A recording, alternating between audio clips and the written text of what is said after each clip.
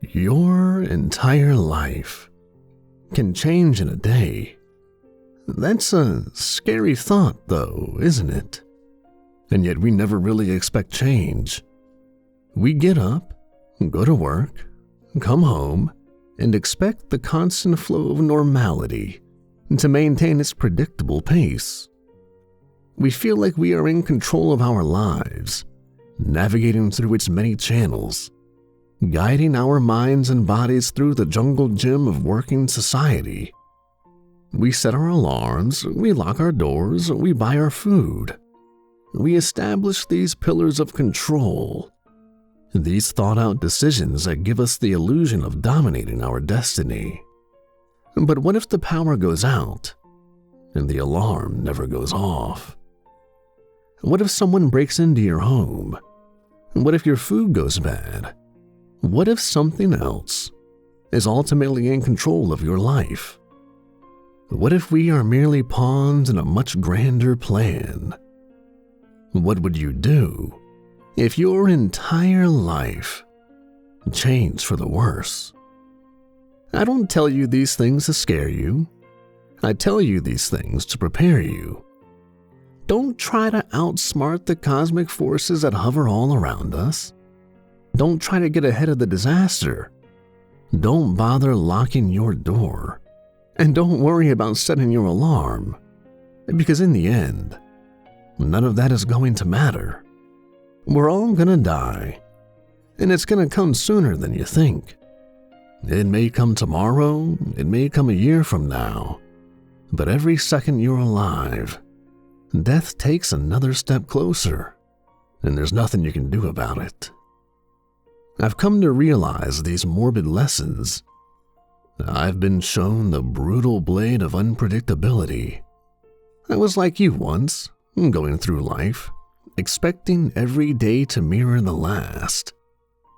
I didn't plan for what happened, but in my defense, how could I? And that's what I'm trying to tell you. There will be random events of horror that happen in your life that you cannot prepare for. There are evils and darkness creeping closer to you that you cannot stop. So instead of blinding yourself to their existence with false security, open your mind up and expect the worst. Expect a loved one to die, and count on your wife leaving you. Expect sadness and misery, because if you do, when life decides to stab you in the heart, at least you'll be wearing some armor. It'll still hurt, you might still bleed, but it won't kill you. It won't kill you. Now, you may be listening to this and thinking my outlook on life is a little grim. You might think I'm overreacting to the possibility of tragedy. Well, let me tell you, if you've been through what I've been through, you'd be saying the same thing. But you haven't, and you're gonna blow off my warning. And you're not gonna take this seriously. You're not gonna be ready. And that's because you haven't seen a chrome sunset. I wiped sweat from my forehead and scanned my brother's farmland. The golden sun crawled down the sky, leaving streaks of twilight color that oozed across the land like melting rainbows. Purples and pinks splashed into each other amidst brilliant orange, and the cloudless sky sighed with a warm breeze. I looked across the fields, and stabbing my pitchfork into the soft earth, and towards the house. I could see Pete and Ashley scampering up to the porch, where they were met by their father, my brother, Charlie. I smiled, content and happy with the days of work. I found myself unexpectedly pleased with my decision to come out and help my brother after my divorce. His own wife had died 3 years back, and mine had just left me. We were lonely men with few things in common, most of which were bad luck and heartbreak. He was a gentle man, my brother, and it had taken him a long time to recover from his wife's death. The kids had adapted as well as could be expected, and Pete doing his best to comfort his younger sister through those hard times. They were good people. Charlie was a year younger than me, always the quiet one. My heart broke along with his when his wife had died. He didn't deserve such sadness. He had always done the right thing his whole life. He was my constant voice of reason, my moral compass at life's crossroads. When my wife left me, he opened up his home to me until I recovered from the anger and despair that had rocked my state of mind. That's just the kind of person he is. His two kids, Pete and Ashley, mirrored their father's moral integrity, and Pete was 10 now. A strong young farm boy with an ever-present spark in his blue eyes. He took care of his little sister, who was 6, and I knew their bond would last for years to come. It was good to see them all bond together, and support one another through the hard times they had undergone. Sighing, I checked my watch and saw that it was a little after 7. My stomach grumbled and I started walking back towards the house. The barn to my right reflected the sun's brilliance off its new coat of red paint. Last week, I had helped Charlie redo the whole thing, and I was pleased to see how well our efforts had turned out. And to my left were the cornfields, stretching out for acres and rows of rolling green. They caught the sun in their swaying stalks and reached out for more, gently cracking in the warm wind. I walked between the barn and corn, along the strip of crispy grass that rolled to the front door like a red carpet. My feet crunched over it, and I breathed in the silent country air. I never knew I liked isolation until I moved out here, away from the city, away from everything. I finally made it to the porch and climbed the stairs, the dying sun hot on my back. I went inside and saw Charlie pouring lemonade. He looked up at me and smiled, holding out a glass that clinked with ice and sweet lemon. I accepted it gratefully and took a sip, the cold liquid washing down the dryness in my mouth. With a satisfied sigh, I asked him if he wanted me to make dinner tonight, but he waved my offer away. He said he was going to grill some steaks out back for us while Ashley prepared some vegetables. She might have been only 6, but that little girl had a knack for cooking. She got it from her mother, rest her soul. The kids ran into the kitchen and Charlie poured them lemonade. He asked Ashley if she would get the broccoli out of the fridge, and then asked Peter if he would feed the horses in the barn before dinner. Groaning, and Peter complied as he walked towards the door. I ruffled his hair and told him not to tell the horses we were having steak. I asked Charlie if he needed help with anything, but he pointed to the front door and told me to sit out on the porch and take it easy.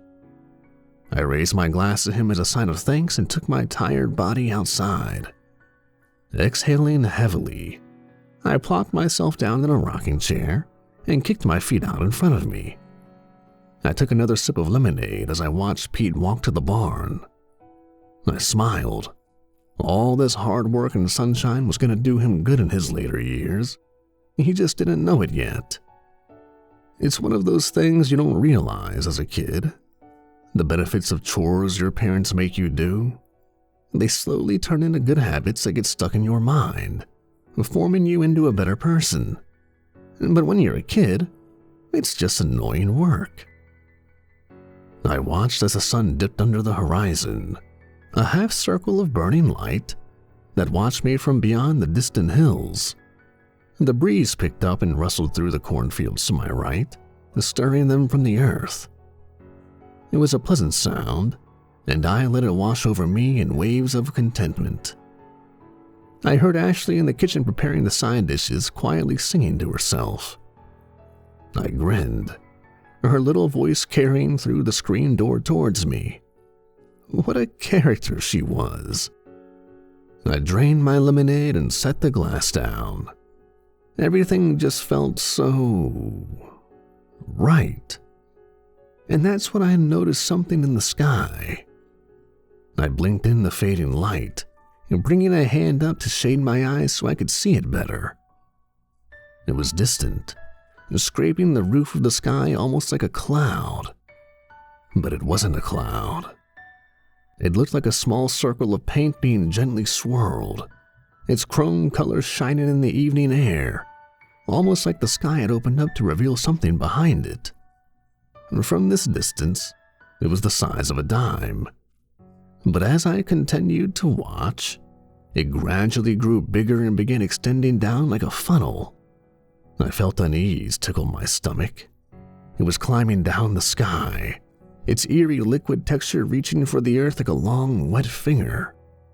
Immediately, I thought it was a tornado, except it was brilliant silver and I didn't notice a change in the wind. In fact, the weather didn't change at all. The sun fell behind the horizon, its beautiful color lighting up the sky like colored ink. The chrome funnel continued its descent, widening and expanding. My heart began to race as I watched the odd surface of the liquid funnel drip closer to the earth. It didn't bend in the middle, like a twister might, but instead remained perfectly straight like a pillar. I felt the need to call Charlie, but I was held captive by the bizarre spectacle. I heard him inside, gathering the stakes to grow out back and giving instruction to Ashley, but I didn't move. The funnel had almost reached the ground. I held my breath, waiting. The tip of the chrome pillar dipped to the earth, and as it made contact, I felt a soft rumble beneath my feet. I gripped the arms of the rocking chair, the shining tower of liquid 200 yards directly in front of me, and 200 yards of grass separating us. I waited for another tremor, but none came. I looked up towards the top and realized that I couldn't see it. The stretch of silver extended beyond my eyesight. "What the hell?" I muttered. I was about to call Charlie when the air rippled with deafening sound. I covered my ears as a deep bellow echoed from the pillar.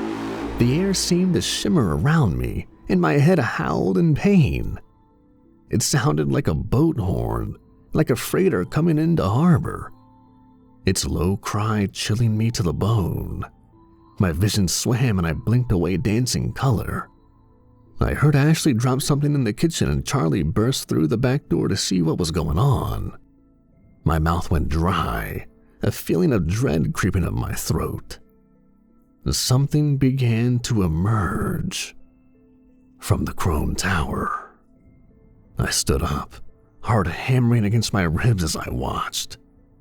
It was humanoid in shape and size, made from the same shimmering silver liquid. It looked like a person, but it had no hands or feet, just rounded nubs.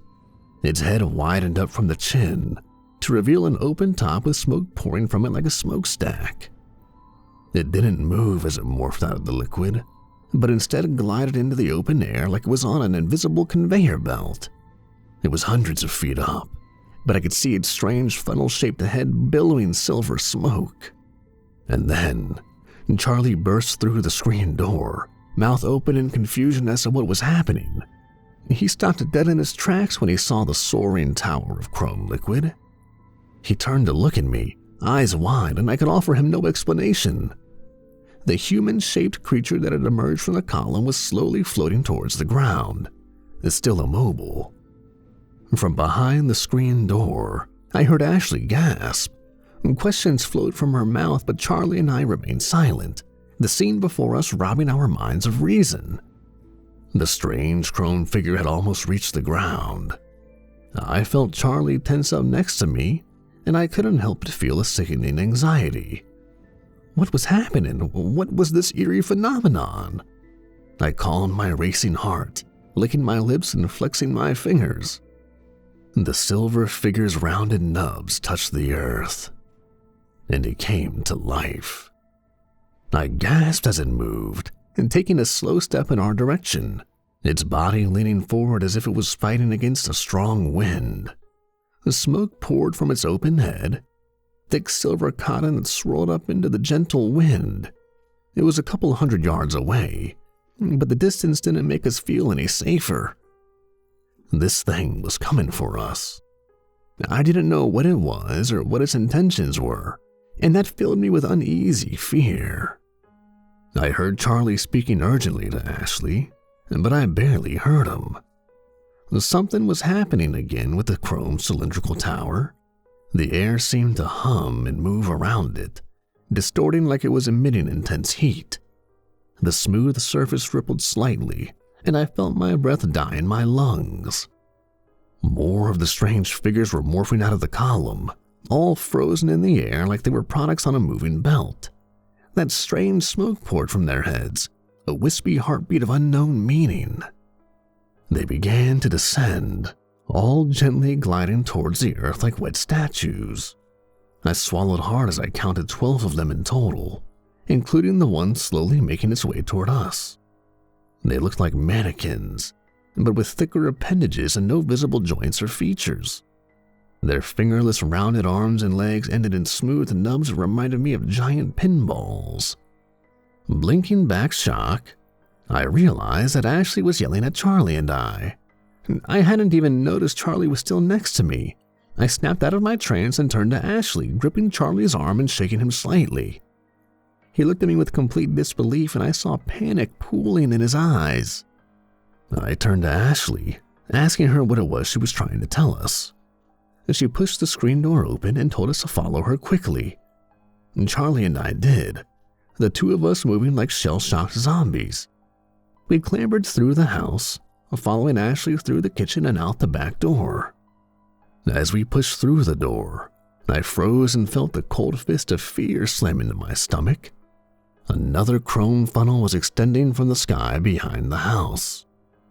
Charlie was suddenly shaking me, his eyes wide and his breath stinking with panic. "Oh my God, Peter's in the barn. We need to get him, now." I felt my gut sink, and kicking myself for not realizing it sooner. The spectacle had held me captive, erasing all sense from my mind. I ran into the house, not waiting for Charlie. I crashed through the front door and skidded to a stop. The shimmering creatures had all landed and were now slowly walking towards the house, their bodies bent forward like they were walking uphill. And then I saw Pete step out of the barn, not 50 yards from the leading figure. And from where I stood, I could hear his cry of shocked fear. Immediately, the forms turned to look at him, alerted by his fearful outburst. Oh no. They turned and started walking towards the barn. I cut my hands to my mouth and shouted for Peter to get back inside, to hide and stay put until I could get to him. They were going to get there before I could. And then who knows what they'd do. Charlie almost knocked me over as he charged onto the porch, and I grabbed him before he reached the steps. I spun him around and pointed to Ashley, who was behind us. Big tears rolled down her cheeks, and she reached out for her father, fear engulfing her. I told Charlie I'd go get Peter, that he needed to keep his daughter safe and to lock up the back door. I could see he was torn, indecision cementing him where he stood, and so I pushed him towards Ashley. He scooped her up in his arms and she cried into his shoulder. "Where's the shotgun?" I asked, knowing he had one. He jerked his head. "Follow me, and hurry." We rushed back inside, and he placed Ashley on the kitchen counter. He took a quick glance out the back door before slamming it shut and locking it. Before he did, I could see figures glide into the earth. Charlie rushed to the pantry and tore the door open. He reached up behind the door frame and pulled down a shotgun. He tossed it to me and I checked the feed. "It's loaded," he said, going to Ashley and picking her up again. "Now go, hurry, please." Wordlessly, I charged out the front door, the barrel of the gun cold in my hands. The light had almost faded from the sky, the last remnants of dark purple bleeding into black. But I could see the shining figures, the rising moon illuminating their silver bodies. They were almost to the barn, and I saw that Peter had gone back inside and had closed the big door. The figures were gathering before it, their odd arms prodding the wood, examining the strange red barrier. I quickly took stock of my options, and then ran down the steps and off to the left, and planning to circle around to the far end of the barn. I cut my distance, and praying to make it before the figures got inside. I kept them in constant eyesight, watching as they ran their smooth arms across the door. I was about 20 yards behind them, their smoking heads creating a thick smog as they all clustered together. My feet quietly swung me around towards the side of the barn, holding my breath as I passed parallel to the creatures on my right. They didn't seem to notice me, and I breathed a sigh of relief as they became obscured from view by the side of the barn. I raced to the small door at the far end, going at full sprint now that I was out of their line of vision. The full moon glowed overhead, its light reflected by the strange towering column. I felt relieved that more figures weren't morphing out of its liquid walls. Breathless, I reached the door and pulled it open. The familiar smell of straw and animals filled my nose as I quickly stepped inside. I closed the door and let my eyes adjust to the dark. "Peter," I hissed urgently. I heard movement to my left and I swung the shotgun up and found myself staring at Peter's terrified face.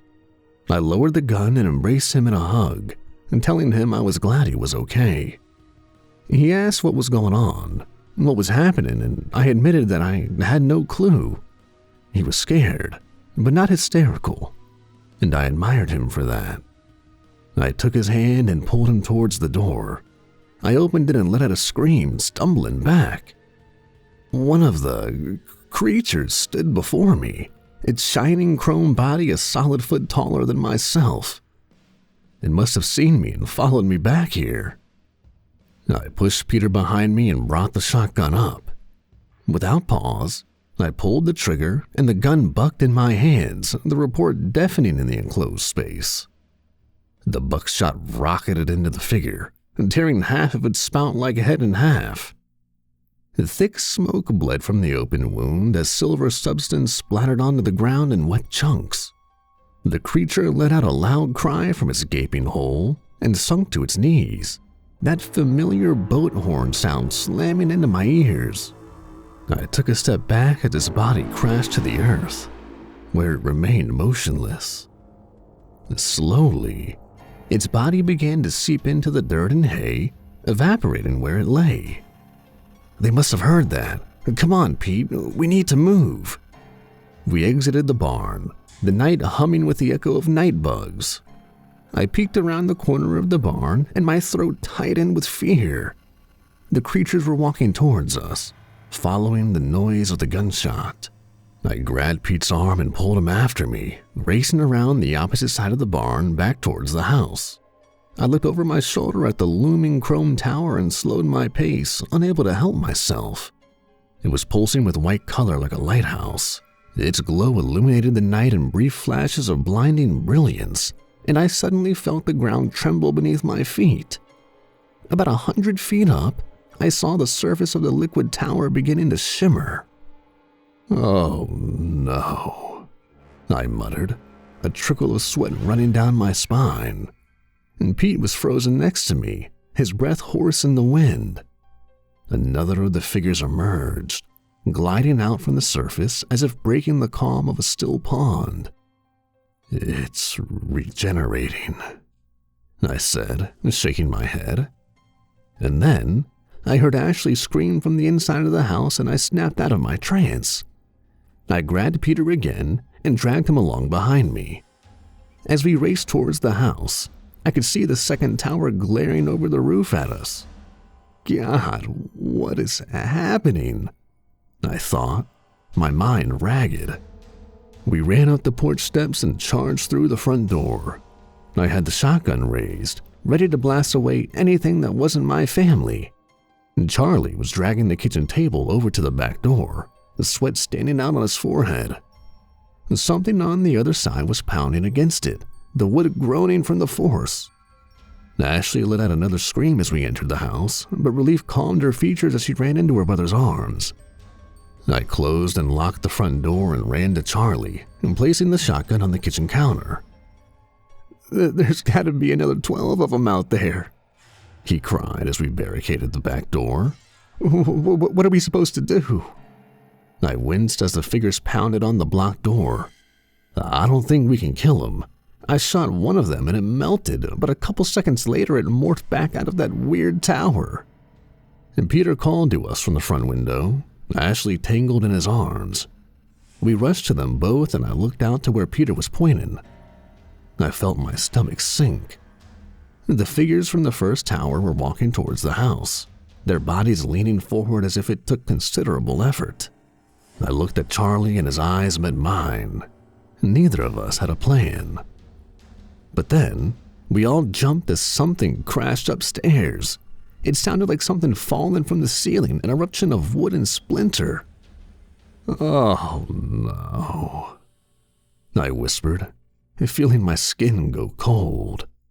I ran to the counter and picked up the shotgun, chambering around. I instructed Charlie and the kids to go into the living room as we heard heavy feet thump across the ceiling towards the stairs. The figures had climbed the roof and smashed their way in. As Charlie herded the children into the other room, I flinched, a large silver arm crashing through the back door.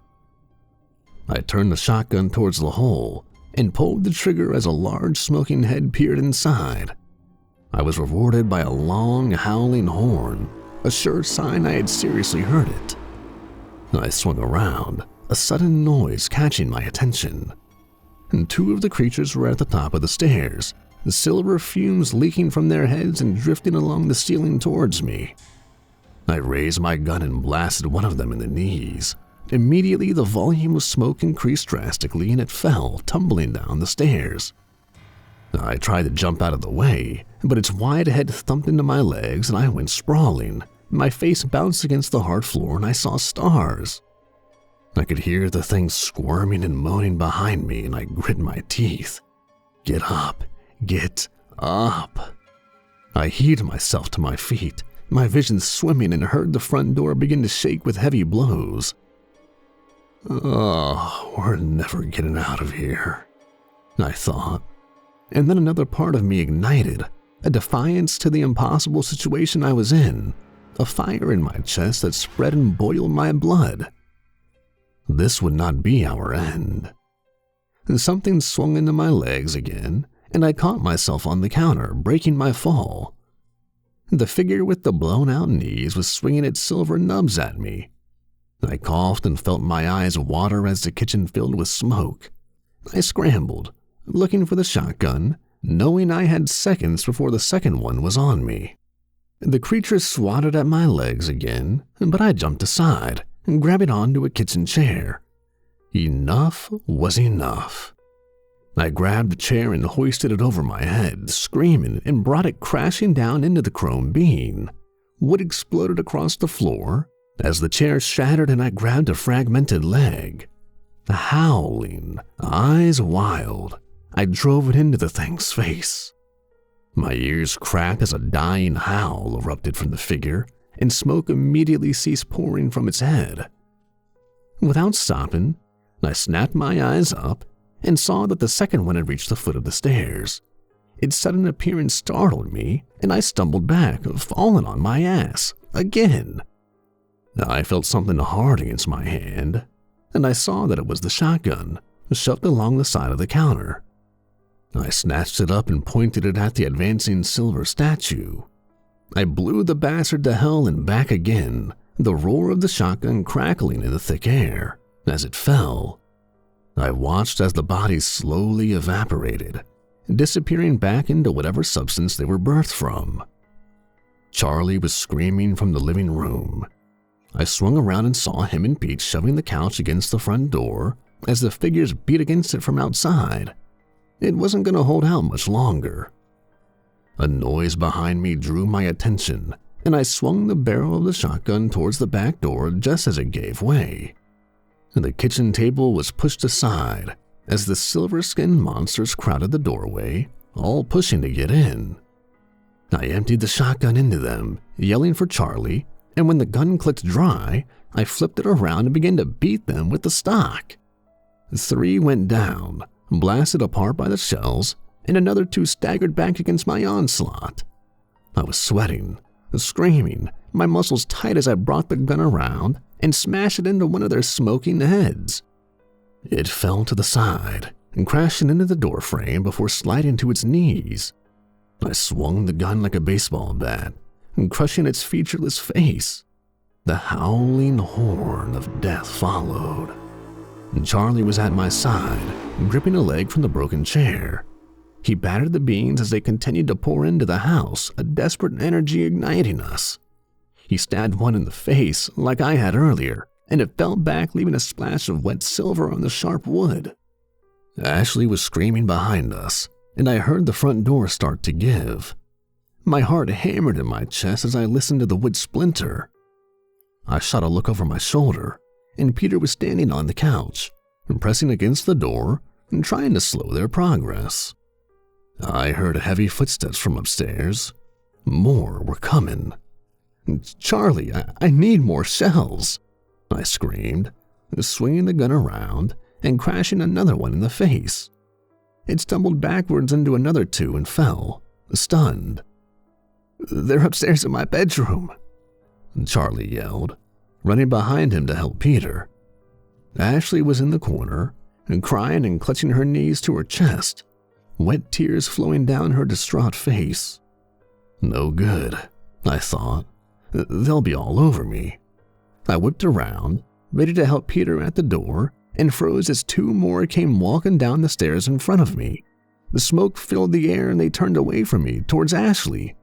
Screaming, I charged them. One of them spun, bringing his arm up and swung at me.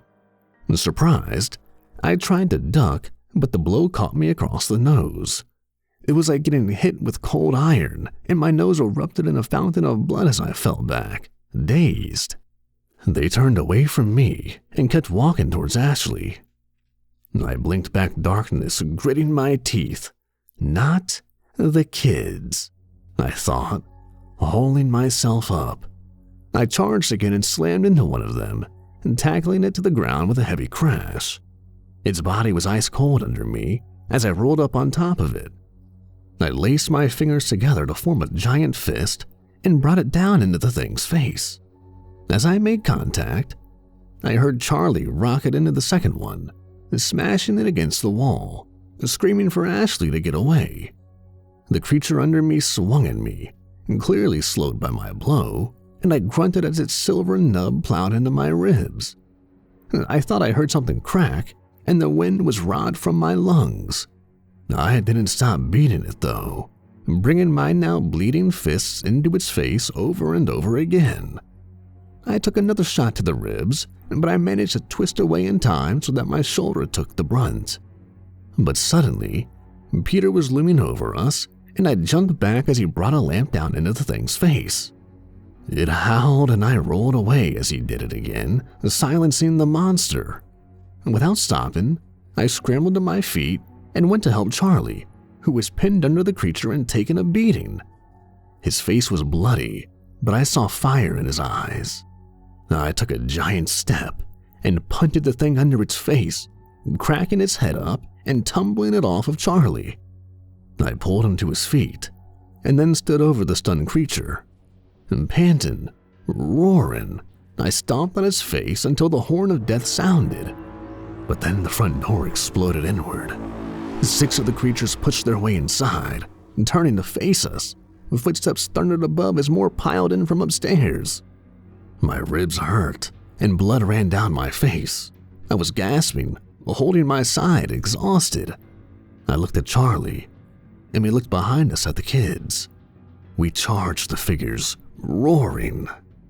I wrapped my arms around the front 2 as I plowed into them, bringing them down with me. Charlie soared over me, slamming his body into the other 4 like a human cannonball. Sucking in hungry lungfuls of smoky air, I hammered my fists into anything that glowed silver. I winced as something thudded into my back, but I kept focus on the one beneath me. My knuckles were bloody lumps of mangled bone and flesh, but I never stopped beating on them. But then, something crashed into me, sending me airborne. I thudded into the wall, air forced from my body in an agonized exhale of blood and sweat. I slid to the floor and fought a blackout. My head ached, my back screamed, and red dripped into my eyes. I blinked, vision swimming, and looked up. 2 of the figures tore Charlie in half, at the waist.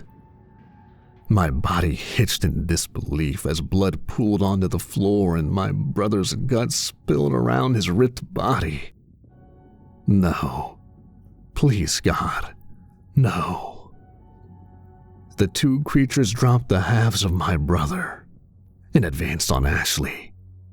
Peter crashed into them, screaming, tears running down his face. I tried standing, darkness filling my vision. The 2 creatures battered Peter away and then stood over him. "You leave him alone, you godless fucks," I screamed, spitting out another mouthful of blood, crawling to them. My hands left bloody prints on the floor as I inched my way towards them.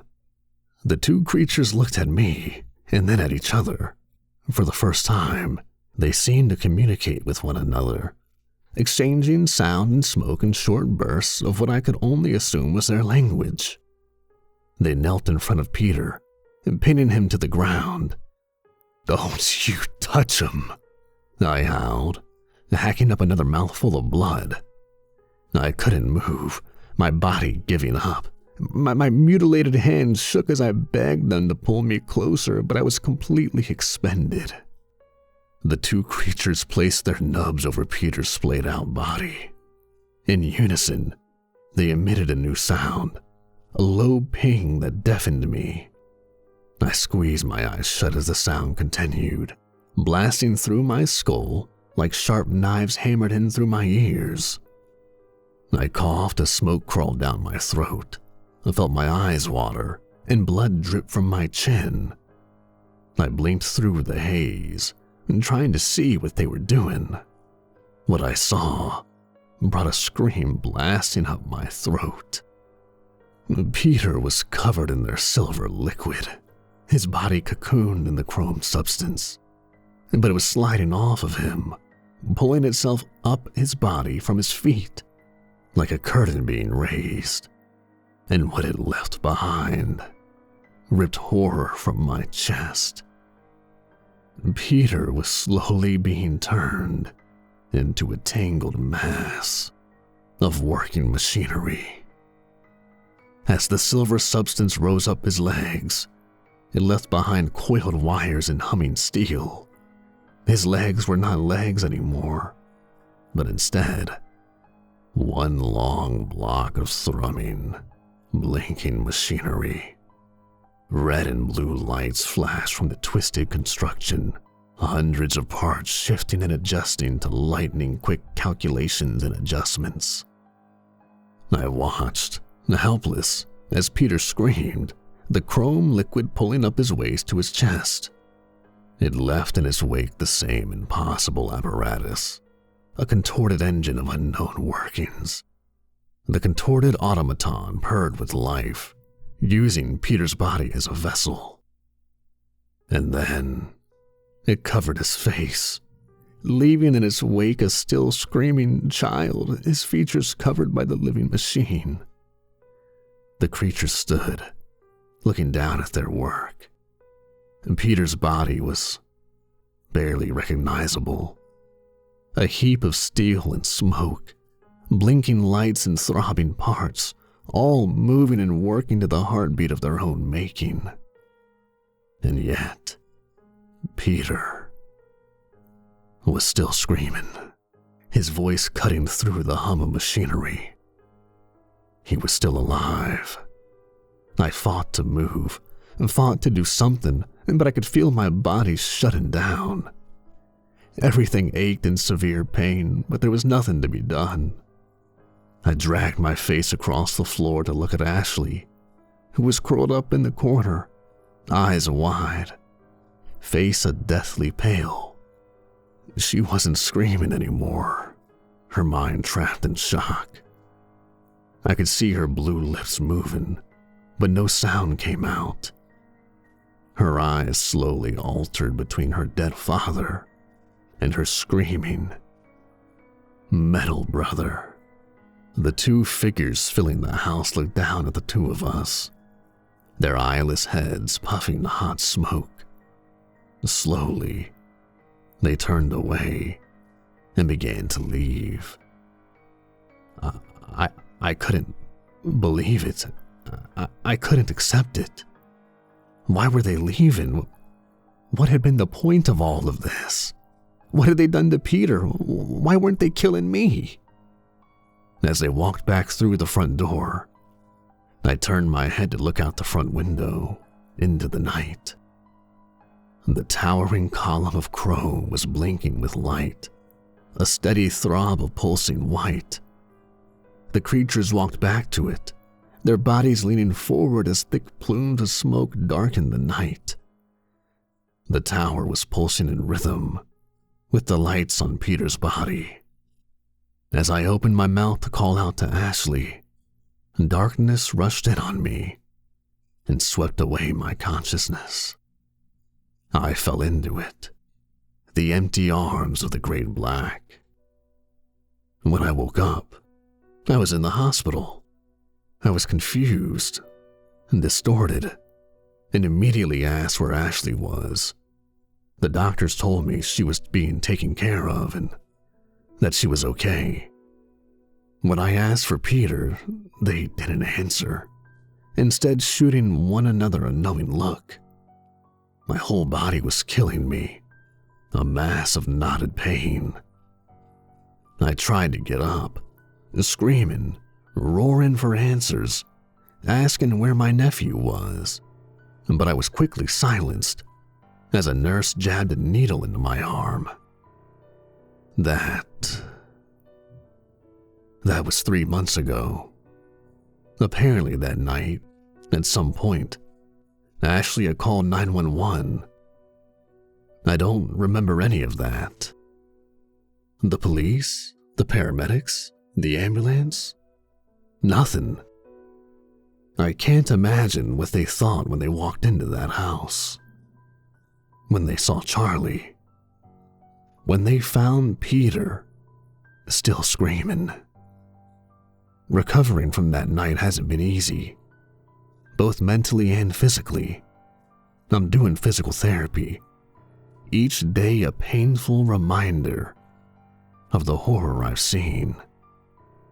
Ashley is doing better, but I know there are parts of her that will never heal. Going through something like that at such a young age opens bloody wounds that'll never close. I was questioned about the events that night. Over and over again, I was questioned.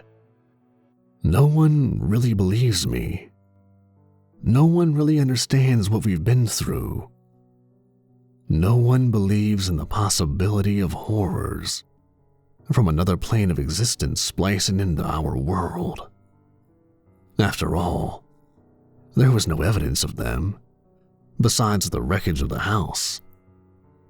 Their bodies just evaporated back into that damn tower. And then the tower evaporated into the night sky. They didn't completely discredit my story, though.